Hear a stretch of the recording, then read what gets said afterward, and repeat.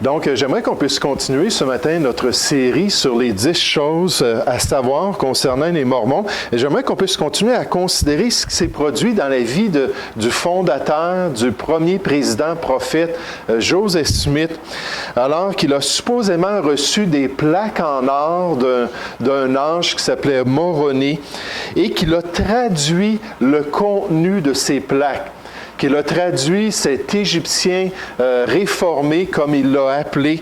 Puis j'aimerais qu'on puisse voir ce qui s'est produit ensuite dans sa vie. Mais le livre de Mormon, finalement, a été publié en 1830 dans la ville de Fayette, à New York. Donc, il a publié, il a mis des droits d'auteur aussi sur ce livre-là. Et pour eux, c'était l'œuvre la plus importante dans toutes leurs croyances, dans toutes leurs pratiques. C'était vraiment l'œuvre qui était stratégique pour eux.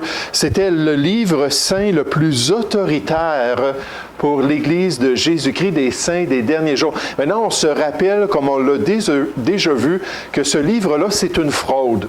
C'est une fraude au niveau des manuscrits. C'est une fraude au niveau de son contenu aussi. Ça a été vraiment discrédité comme livre qui n'est pas un livre authentique et qui n'est pas légitime. Mais pour les Mormons, c'est le livre parfait sur la terre.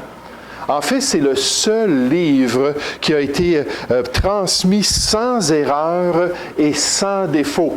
Puis alors que Joseph Smith avait sa tête dans ce chapeau-là, puis alors qu'il regardait l'Urim puis le Thummim, puis là qu'il voyait la traduction en anglais, parce que nécessairement, ça a passé de l'égyptien à l'anglais pour lui, puis là, il citait cela à ses scribes qui écrivaient, puis il demandait aux scribes de lui répéter ce qu'il venait de dire.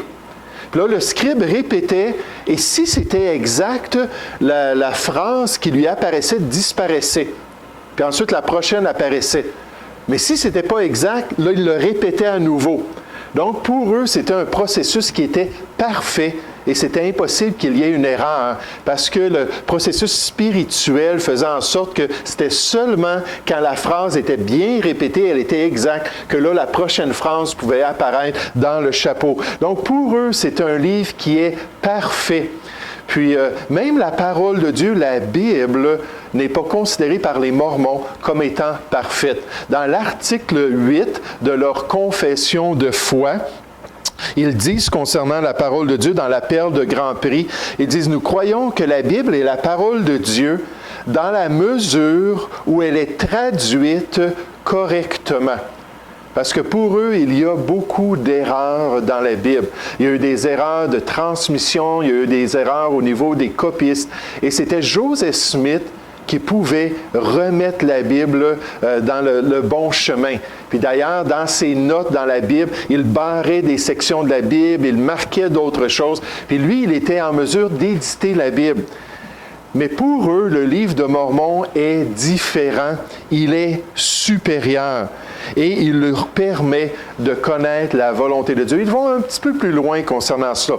Ils disent « Car voici elle, en parlant de l'Église chrétienne, voici, elle a ôté de l'Évangile de l'agneau beaucoup de parties qui sont claires et extrêmement précises. » Donc, en parlant de la Bible, ils disent que l'Église dans l'histoire a enlevé des parties importantes. Et il y a aussi beaucoup d'alliances du Seigneur qu'elle a ôtées. Et tout cela, elle l'a fait afin de pervertir les voies droites du Seigneur, afin d'aveugler les yeux et d'endurcir les cœurs des enfants des hommes. Donc, quand on parle à un Mormon, s'il connaît sa doctrine, il va nous dire, oui, mais la Bible a été trafiquée. La Bible a été modifiée à travers l'histoire. Maintenant, on a des raisons très fiables qui nous montrent que ce n'est pas le cas du tout. On a les manuscrits grecs qui remontent presque aux originaux, qui montrent qu'il n'y a pas eu de période de temps où ça a été changé. 5600 manuscrits qui ont une grande homogénéité, qui sont très, très fidèles. Ensuite, on a les écrits des pères qui citent tous les passages de la Bible. Et on voit que dans les premiers siècles, c'était exactement ça qui se trouvait dans la parole de Dieu. Et on a aussi les traductions. Un phénomène qui n'existait pas dans l'Antiquité, c'était très rare qu'on traduisait une œuvre. Mais la Bible a été traduite et on a 25 000 manuscrits de traduction en copte, en toutes sortes d'autres langues des premiers siècles. Et on voit qu'il n'y a pas eu de trafic des manuscrits. Mais les Mormons croient cela, que la Bible a été vraiment pervertie. Donc, le livre de Mormon a été publié. Une fois qu'il a été publié, ensuite, Joseph Smith a établi son Église. Il l'a établi le 6 avril 1830. Ça a été le début de la restauration de l'Évangile de Jésus-Christ pour les Mormons. Lorsqu'il l'a établi, il l'a appelé au début, en 1830, l'Église de Christ. Ensuite, en 1834, il a écrit l'Église, il l'a nommé l'Église des saints des derniers jours. En 1838, il l'a nommé l'Église de Jésus-Christ des saints des derniers jours, et c'est le nom qu'elle porte encore de nos jours. Donc, il a fondé l'Église mormone à cette époque-là, et c'était une Église qui était basée sur la vérité du livre de Mormon. Par contre, après l'établissement de l'Église, Joseph Smith et ses disciples ont dû quitter l'État de New York. Ça a été le début d'un grand cheminement pour l'Église mormone, les disciples mormons, qui les ont amenés jusque dans l'Ouest américain. Donc, ils ont quitté l'État de New York, puis ils sont partis pour l'Ohio. Puis pourquoi ont-ils fait cela? Joseph Smith a dit, c'est par révélation. C'est une révélation qu'il a dit, c'est le temps d'aller dans un autre État vers l'Ouest. Puis il a eu, après avoir établi en 1830, le 6 avril 1830, l'Église de Jésus-Christ, il a eu une série de 138 révélations jusqu'à sa mort, jusqu'à son exécution. Plusieurs de ces révélations-là se trouvent dans le livre qu'on intitule « Doctrine et Alliance ». Puis on voit les différentes choses, les instructions. Tu vas construire un temple ici. Les instructions, OK, c'est le temps d'établir une nouvelle pratique. Voici, je te donne des détails nouveaux que tu ne connaissais pas. Toutes sortes d'instructions, 138 révélations qu'il a reçues par des anges pendant cette période-là, jusqu'à temps qu'il soit exécuté. Puis on va en voir tout à l'heure des révélations particulières. Mais une des révélations, c'est que c'est le temps de quitter l'État de New York puis t'en aller au Ohio. Maintenant, quand on regarde les registres d'histoire de l'Église mormone et des registres séculiers, si on pourrait dire, on s'aperçoit qu'il y avait un autre élément qui les a amenés à s'en aller. Cet élément-là, c'était la pression sociale. Plus ça allait, plus Joseph Smith devenait militant. Plus Joseph Smith accusait les chrétiens d'être dans l'erreur, d'être en abomination dans leurs croyances. Là, il était très intransigeant. Vous êtes avec moi, sinon vous n'êtes pas dans la volonté de Dieu. Puis là, ça a mis de plus en plus de conflits, il y a eu de plus en plus de réticences, puis il y avait un esprit de persécution qui se développait contre eux. Puis fort probablement que c'est la grande motivation pour laquelle il a reçu cette révélation-là. Souvenez-vous de la déclaration des 62, dans la ville de Palmyra, là où il a connu, si on pourrait dire, là, sa foi mormone. Il y avait 62 citoyens de la ville qui ont été, si on pourrait dire, interviewés par un journaliste et qui ont dit « On ne veut rien savoir de Joseph Smith et de sa famille. Ce sont des charlatans. Ce sont des menteurs, des grands parleurs. » Puis ils avaient toutes sortes d'accusations. Ils ne sont pas dignes de confiance. Puis il y avait au moins 62 citoyens dans sa communauté qui voulaient qu'il s'en aille. Surtout quand il a commencé à être catégorique, quand il a commencé à être dogmatique dans ses croyances. Puis là, ça l'a mis de la pression. Puis finalement, ils sont partis, puis ils sont en allés en Ohio, dans une ville qui s'appelle Kirtland. Ils sont arrivés là-bas, puis là, ils ont vu un peu du terrain, puis ils ont commencé à s'installer. Puis là, il y avait de plus en plus de monde avec lui là-bas, dans cette ville-là, qui se joignait à sa foi. Puis ils ont passé environ 6 années là-bas. Puis on voit le temple qu'ils ont construit pendant qu'ils étaient à Kirtland. Maintenant, ce voyage-là à Kirtland est très important dans l'histoire des Mormons, parce que c'est à cet endroit-là qu'ils ont débuté une nouvelle pratique. Ils ont débuté la polygamie. Est-ce qu'il y a quelqu'un qui peut me dire c'est quoi la polygamie? Oui. C'est quand un homme prend plus qu'une femme? Oui, c'est ça. Donc, ça veut dire plusieurs femmes. Puis là, Joseph Smith a reçu une instruction dans ses révélations qu'il recevait. Puis là, il a dit, sais-tu, Si tu veux monter dans le plus haut des cieux puis avoir l'exaltation de Dieu, on va voir dans leur croyance que les Mormons croient qu'ils peuvent devenir des dieux. Puis il dit, si tu veux devenir un dieu, une des choses qui t'aiderait beaucoup, c'est d'avoir plus qu'une femme. Plus que tu as de femmes, plus que ça va t'aider à atteindre cette exaltation-là. Puis là, il a commencé à dire ça aux gens, puis on dit, oui, mais sur quelle base est-ce que tu nous dis qu'on devrait faire ça? Puis là, il s'est tourné vers l'Ancien Testament. Il y avait amplement d'exemples dans l'Ancien Testament de personnes qui avaient pris plus qu'une femme, mais il a pris le père de la foi, Abraham lui-même. Il dit, Dieu donnant un commandement à Abraham. Voyez-vous comment est-ce qu'il change un petit peu comment les choses sont faites? C'est pas Dieu qui a dit à Abraham de prendre Agar, l'Égyptienne. C'est qui a dit à Abraham de prendre Agar, l'Égyptienne? Sarah. Sarah, parce que c'était la coutume, si tu étais stérile, prends ta servante, le premier enfant qui va naître, tu le prendras pour toi-même, tu l'adopteras comme ton propre enfant. Mais eux, ils disent non, Dieu donna un commandement à Abraham et Sarah donna Agar pour femme à Abraham. Et pourquoi fit-elle cela? Parce que telle était la loi. Puis là, Joseph Smith va dire, cette loi-là qui est encore active aujourd'hui. Comme Abraham avait besoin d'Agar, de la même manière, on a besoin d'autres femmes dans notre vie. Et d'Agar sont issus beaucoup d'hommes. Cela accomplissait donc, entre autres, les promesses que d'Abraham allait venir plusieurs nations. Abraham était-il donc sous la condamnation? Puis là, il pointe un peu vers lui parce que les gens critiquaient, puis il y a toujours eu de la critique contre la polygamie des Mormons. Et même encore aujourd'hui, les groupes qu'on appelle les fondamentalistes, je vous en parle dans un instant, surtout dans l'Ouest canadien, dans l'Ouest américain et au Mexique. On a ces groupes-là qui s'appellent fondamentalistes et qui disent c'est obligatoire d'avoir plusieurs femmes si on va atteindre le 3e ciel, l'exaltation. Et nous, quand on était au Utah, ma famille et moi, pendant un mois, on était frappés de les voir. Quand ils arrivaient au centre d'achat ou à l'épicerie ou au restaurant, ils arrivaient avec des grosses camionnettes. Puis là, ça sortait, là, puis une femme après l'autre avec tous les petits-enfants. Puis là, on demandait toujours, est-ce que c'est ça des fondamentalistes? Et les gens disaient, oui, ce sont des fondamentalistes. Plusieurs milliers de fondamentalistes encore aujourd'hui en Amérique du Nord et au Mexique. Mais donc, il savait qu'il y aurait beaucoup de condamnation, mais il dit, Abraham était-il donc sous la condamnation? En vérité, je te dis que non. L'ange lui dit, car moi, le Seigneur, je l'avais commandé. Donc, Joseph Smith a eu 34 épouses. En passant, il a eu des épouses qui étaient mineures, il a eu des épouses qui étaient sœurs de certaines de ses propres épouses. Ça, c'est toutes des choses interdites dans la loi quand on parle de la polygamie. Il y avait des épouses qui étaient des filles d'une de ses épouses qui était sa mère. Donc, il y avait la fille et la mère comme épouse. Ça aussi, c'est interdit dans la polygamie de l'Ancien Testament.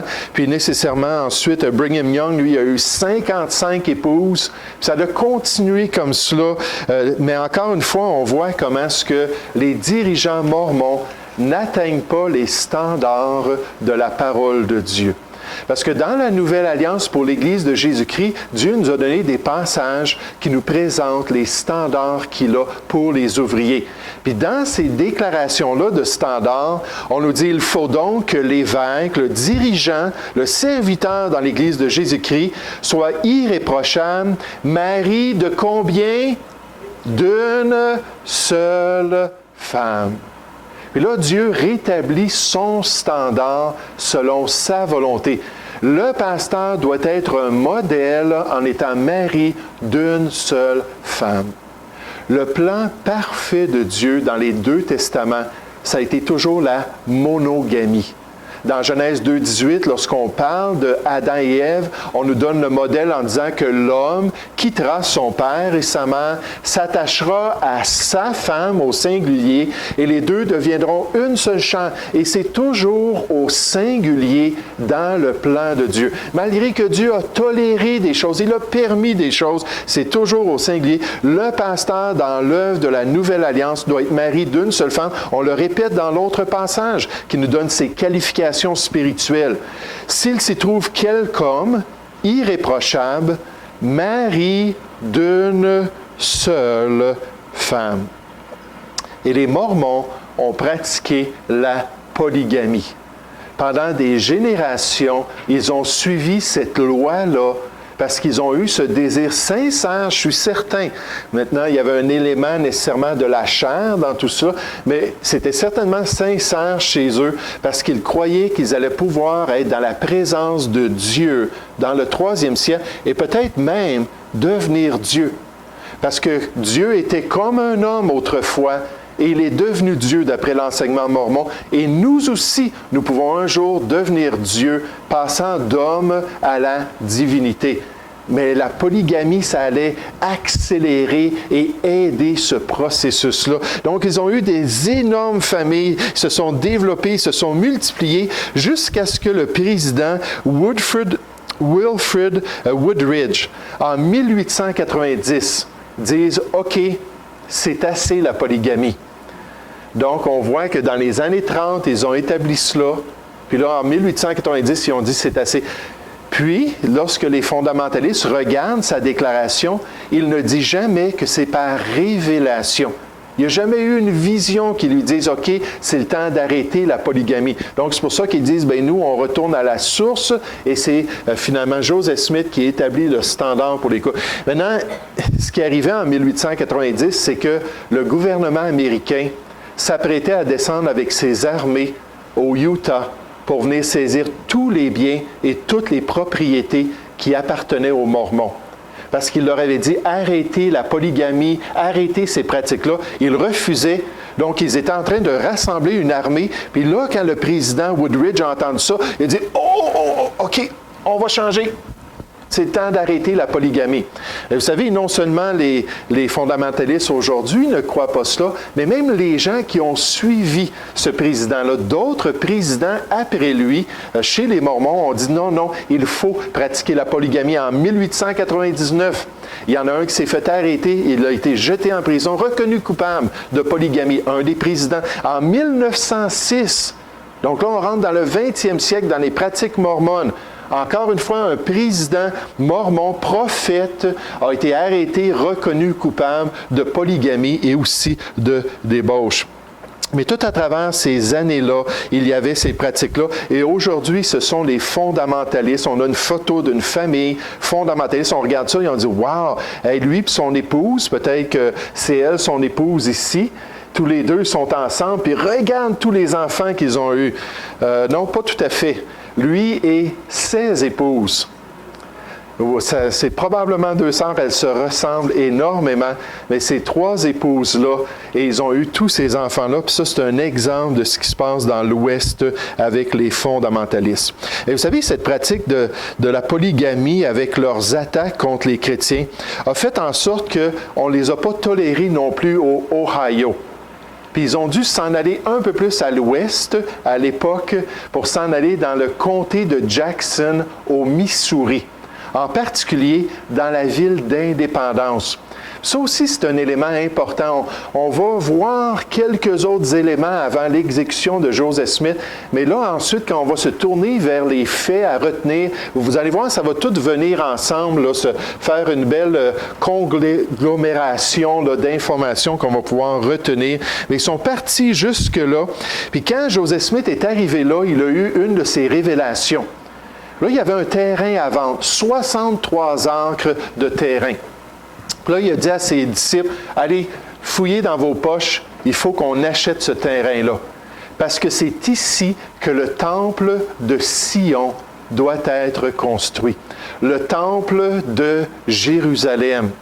Pas Jérusalem en Palestine, la nouvelle Jérusalem que Dieu veut construire sur la terre. Parce que Joseph Smith a reçu la révélation que pendant le millénium, Christ allait venir sur la terre, puis c'est ce que la Bible nous enseigne, et que la nouvelle Jérusalem allait se trouver dans la ville d'Indépendance au Missouri. Donc, il fallait débuter en construisant le temple. Puis le temple de Sion allait leur permettre de préparer la construction de la nouvelle Jérusalem et Jésus-Christ allait descendre et Joseph Smith allait être témoin de toutes ces choses. Il a dit, ça va se produire pendant ma vie. Maintenant, regardez ce qui s'est produit. Je veux juste vous citer ce qu'il a dit. Il dit, en vérité, telle est la parole du Seigneur. Donc, c'est Dieu qui lui a révélé ça, d'après Joseph Smith. La ville de la Nouvelle Jérusalem sera bâtie par le rassemblement des saints, en commençant par ce lieu. Là, il se trouvait sur le terrain qui venait de recevoir, qui venait d'acheter 63 acres, c'est-à-dire le lieu du temple, lequel temple sera édifié dans cette génération. Il parlait de sa vie, là. Il parlait des gens qui l'accompagnaient. On va avoir ce temple-là qui va être construit. Car en vérité, cette génération ne passera pas entièrement qu'une maison ne soit bâtie pour le Seigneur et que nuée ne repose sur elle, nuée qui sera la gloire même du Seigneur qui remplira la maison. Donc, quand Salomon, dans l'Ancien Testament, dans le livre des Rois, dans 1 Roi chapitre 8, avait construit la Nouvelle Jérusalem, il avait terminé la Nouvelle Jérusalem, Dieu a mis son sur la maison. Puis là, tout le monde voyait là, la gloire de Dieu sur la maison. Les gens ne voulaient pas approcher de peur d'être frappés de mort. Même les sacrificateurs n'osaient même pas rentrer dans les lieux saints parce qu'ils disaient, OK, là, Dieu est là en présence. Vous vous rappelez, sur le mont Sinaï, la gloire de Dieu était descendue sur le mont Horeb, sur le mont Sinaï. Puis là, il dit, OK, on voit que Dieu est là. Puis là, Joseph Smith a dit, voyez-vous, ça va se produire à nouveau. On va construire le temple. La présence de Dieu va descendre sur le temple pendant notre vie. Ça va être le début pour la prochaine génération de la construction de la Nouvelle Jérusalem parce que Jésus s'en vient ici au Missouri pour habiter sur ce terrain, habiter et régner sur toute la terre. Maintenant, le gros problème avec ça, c'est que les gens au Missouri, après seulement quelques temps, ont commencé à voir les croyances, l'intransigeance, les attaques contre la foi chrétienne. Puis on dit, on ne veut pas de ces gens-là, et ils les ont chassés. Ils les ont persécutés, puis littéralement, ils voulaient les détruire. Donc, les Mormons ont dû se sauver. Maintenant, Joseph Smith a quitté avec le restant, s'est sauvé, puis ils sont partis au Illinois, dans la ville de Nauvoo. Puis on va parler de ça la semaine prochaine, Nauvoo. Ce qui s'est produit, encore des choses stratégiques, et la fin pour Joseph Smith est juste sur le bord. Puis ensuite, après son exécution, les gens vont s'en aller jusque dans l'Ouest américain. Mais il a dit, le temple, on va le construire dans notre génération, c'est la parole de Dieu. Puis là, finalement, le peuple s'est levé pour le construire, mais la communauté a dit, ça ne nous intéresse pas. Allez-vous-en d'ici. Et depuis, le temple appartient à une petite communauté religieuse. Et pas le temple, mais le lieu du temple. Ils ont construit un genre d'endroit touristique parce qu'il y a des personnes qui vont venir juste pour voir. C'est ici que Joseph Smith a prophétisé la construction de la Nouvelle Jérusalem. Puis bien souvent, ils vont omettre de dire qu'il a dit que ça se ferait pendant sa génération, pendant sa vie. Mais ils ont été chassés de là. Mais vous voyez, quand on entend ces choses-là, on se rappelle que la Bible nous parle des faux prophètes. J'aimerais juste terminer en vous donnant quelques informations concernant les faux prophètes. Dieu nous dit que c'est une réalité dans la Nouvelle Alliance comme c'était dans l'Ancienne Alliance. Il y eut, Pierre a dit, parmi le peuple dans l'Ancien Testament, de faux prophètes, il y aura de même parmi vous de faux docteurs, de faux enseignements, de faux enseignants. C'est pour ça qu'il faut tester les esprits pour savoir s'ils sont de Dieu, car plusieurs faux prophètes sont venus dans le monde. Jésus a dit à ses disciples, gardez-vous des faux prophètes.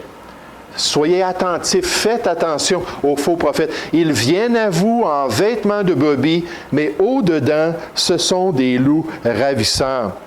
Puis une des marques des faux prophètes, c'est qu'ils vont dire quelque chose et Dieu ne l'accomplira pas. Vous savez, si vous allez voir une voyante, si vous allez vous faire lire les lignes de la main, les meilleurs voyants, les meilleurs spécialistes dans l'occultisme ont à peu près un taux d'accomplissement de 30%.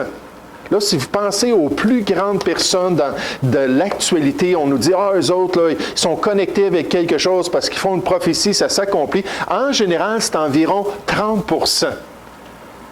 Mais vous savez, un vrai prophète pour Dieu, c'est à 100%. Et Joseph Smith a fait environ 65 prophéties durant sa vie. Et la grande majorité, à peu près 90%, ne se sont pas accomplis. Pourquoi? Parce que les 10 autres pourcents, c'était tellement général que ça pouvait se produire à n'importe quand. Moi, je sais, cet été, il va y avoir un gros orage qui va frapper Drummondville. J'aimerais vous dire, il va y avoir des bourrasques de vent, puis il va y avoir des arbres qui vont être déracinés, puis ça va être très intense. Oui, comme à chaque été, on a des orages à Drummondville. Mais quand il est rentré dans des domaines spécifiques, puis qu'il a prophétisé des choses, je vous donne un exemple, il a prophétisé que la guerre civile, ça se parlait beaucoup à son époque. Puis la guerre civile, ça en venait là, aux États-Unis. Puis il a dit, la guerre civile va arriver aux États-Unis, l'Angleterre va partir, puis là, c'est tout dans ses écrits, là, dans ses doctrines inspirées de Dieu. L'Angleterre va partir de l'Europe, puis va venir se lier à un des deux côtés du conflit. Puis il y a d'autres pays de l'Europe qui vont voir ça, qui vont venir, puis toutes les nations vont se rassembler aux États-Unis, puis ça va être une guerre mondiale sur le terrain américain. Maintenant, la guerre s'est produite aux États-Unis, la guerre civile. Puis l'Angleterre ne s'est jamais mêlée de cela, puis aucune autre des nations. C'est un exemple d'une fausse prophétie. Il a dit qu'Israël allait être rétabli en terre promise pendant sa vie. Il est mort en 1844. Maintenant, Israël a été rétabli en terre promise plus de 100 ans après sa mort en 1847-48 par un édit de l'ONU. Encore une fausse prophétie. Il a dit que sa maison, quand on va parler de Nauvoo au Illinois, il fait construire une maison, puis pendant sa construction, il a dit, cette maison-là, Dieu m'a révélé qu'elle allait m'appartenir et appartenir à mes descendants éternellement, jusque dans le millénium et à travers l'histoire. Puis finalement, Joseph Smith et les Mormons sont chassés de Nauvoo, Illinois. Ils ne complètent même pas la maison. Puis finalement, quelqu'un achète le terrain, puis complète la maison, puis ça n'a jamais appartenu à la famille Smith. Mais il y a plein de prophéties comme cela, comme le fait que le temple de Sion devait être construit là, dans la ville d'Indépendance au Missouri, qui nous montre que Joseph Smith ne venait pas de Dieu. Quand ce que dira le prophète n'aura pas lieu, ça c'est le standard de Dieu, et n'arrivera pas, ce sera une parole que l'Éternel n'aura point dite. C'est par audace que le prophète l'aura dit, n'aie pas peur de lui. Donc, c'est par audace que Joseph Smith a dit ces choses. Ça ne venait pas de Dieu. Dans Jérémie 28, on nous dit, si un prophète prophétise la paix, c'est par l'accomplissement de ce qu'il prophétise qu'il sera reconnu comme véritablement envoyé par l'Éternel. Est-ce que Joseph Smith était envoyé par l'Éternel? Pas du tout. On voit qu'il était un faux prophète, un homme trompeur qui a séduit des gens et ses enseignements continuent à séduire des millions de personnes sur la terre. Ils étaient contraires à la volonté de Dieu. C'était un faux prophète. Maintenant, je veux juste vous dire, notre temps est terminé. Je veux juste, pour ceux qui prennent des notes, il y a des marques dans les Écritures. Il y en a plus que 6. Et là, il y a 6 marques qui sont vraiment liées à Joseph Smith et à son ministère, qui nous montrent qu'il était un faux prophète. Premièrement, il a fait de fausses prophéties. Il a dit des choses qui ne se sont jamais accomplies. Il les a mis dans le temps et dans l'histoire, et ça ne s'est pas accompli. Ensuite, deuxièmement, il a proposé des dieux étrangers. Dans Deutéronome 13, on dit, quand le prophète dira une chose et la chose s'accomplira, si ensuite il se tourne vers vous pour vous éloigner de Dieu et de sa parole, pour que vous alliez adorer de faux dieux, c'est un faux prophète. Dieu peut permettre à des prophéties de s'accomplir. Mais ce n'est pas juste l'accomplissement qui est important. C'est ça le minimum. Il faut un accomplissement. Mais ensuite, il faut regarder l'enseignement du prophète. Est-ce qu'il nous amène à nous détourner de Dieu? Alors, c'est un faux prophète. Il va contredire la parole de Dieu. Vous allez voir, Joseph Smith a contredit à maintes reprises la parole de Dieu. Ensuite, il va porter de mauvais fruits. Je pense que le désir d'avoir 34 épouses, c'est pas mal un mauvais fruit. Dans 2 Pierre 2, on nous dit que ce sont des gens qui marchent selon la chair. Dans Jude, au verset 9, on nous dit que ce sont des gens qui n'ont pas l'esprit. Ce sont des hommes sensuels n'ayant pas l'esprit. Donc, tout ce qu'ils peuvent obtenir pour eux-mêmes, c'est ça qui est important. Ensuite, ils vont nier l'autorité de Christ. Joseph a dit, non, je suis venu accomplir ce que Jésus n'a pas pu accomplir. Donc, vous devez croire en moi avant tout. Et dernièrement, ils sont remplis d'eux-mêmes. Ils sont remplis d'eux-mêmes. Joseph Smith, on va voir ça un peu plus loin, a dit qu'il a fait pour la race humaine plus qu'aucun autre homme dans l'histoire humaine, incluant Jésus-Christ. Et ça, c'est une marque d'une personne qui est remplie d'eux-mêmes.